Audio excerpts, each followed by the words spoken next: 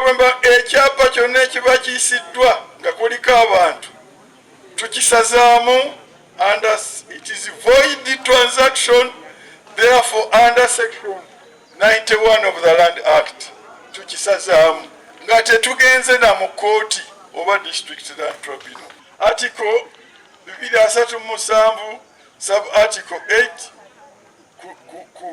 ku mailo ku leasehold ku freehold olina security of occupancy. Kati abo ababagoba bakolebwa eki? Kakati number 1 ekisooka ebyapa bisazibwamu nga bugambye ekyo kinyonyo detail naye waliwo n'abaana abali ku mailo.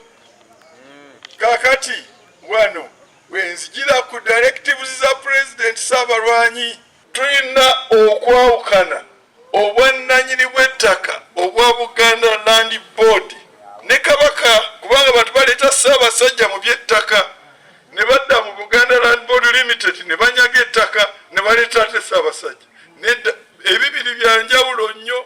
Download the app on App Store or Google Play Store now.